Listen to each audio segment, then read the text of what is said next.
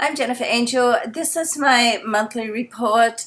It's a written version on my pages on New York Daily News, so you can go ahead and follow it up and have a read through it. So it's newyorkdailynews.com/horoscope. So just go to the horoscope page, or you can get there by going to jenniferangel.com as well. All roads lead to the same place.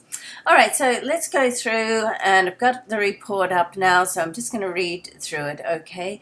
So at the beginning of July, as the month of June concluded on the 30th, Venus was opposite Pluto, and the combination of these two planets could very well have sparked energy to trigger a situation to do with relationships.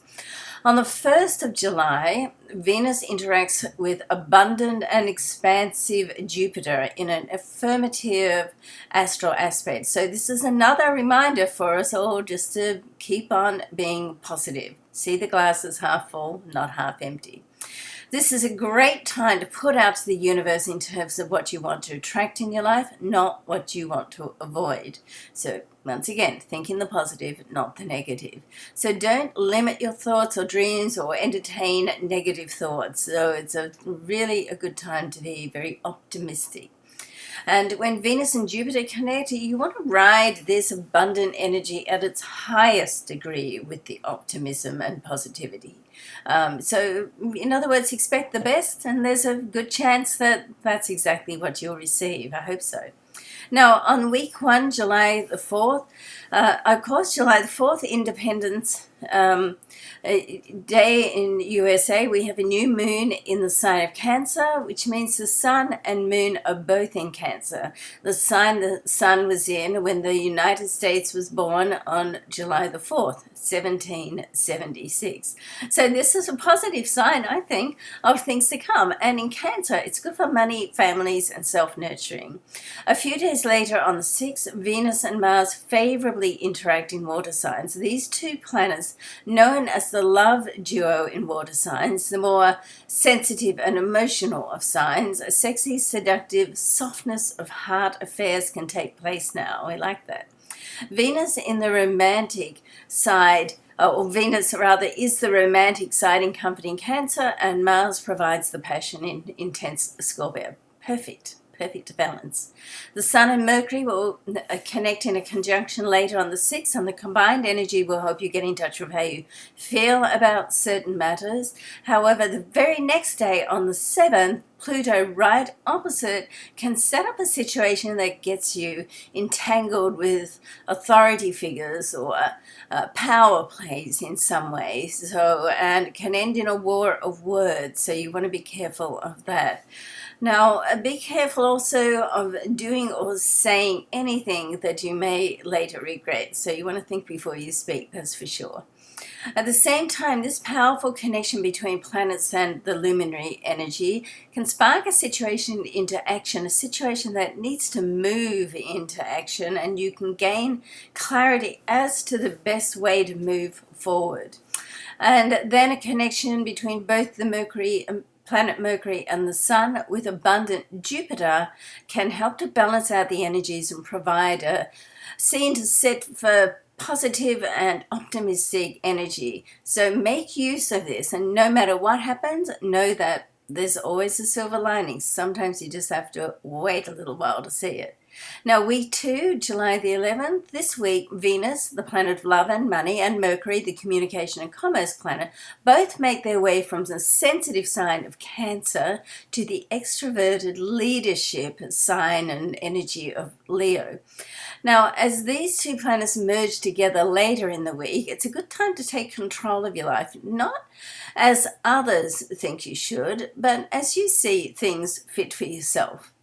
And on the 16th, the Sun will square Uranus, causing feelings and your intentions to get somewhat overexcited at the best and perhaps furious at the worst.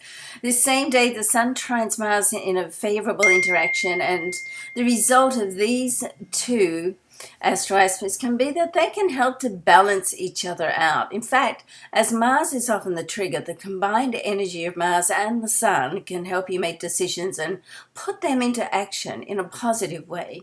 Moving on to week 3, July the 18th.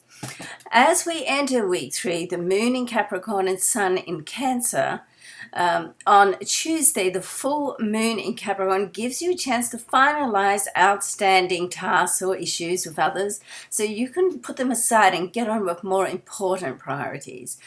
This will be heightened with the square between the Sun and Uranus, which can bring things to a head and actually force an issue, which is not a bad thing. It could be that you're blindsided, though, so expect the unexpected, all right?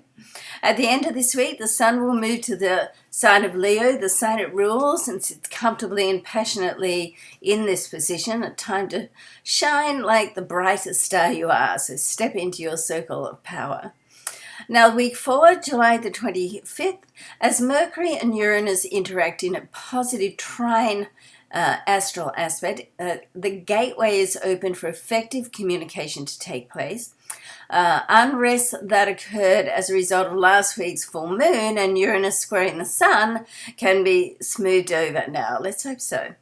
So there is an opportunity to mend fences and build some new bridges, so keep that in mind. However, Uranus does go retrograde on the 29th and will stay in this backward transit right through to the end of the year. This will allow you to more thoroughly think through any changes you recently made and make some corrections if need be.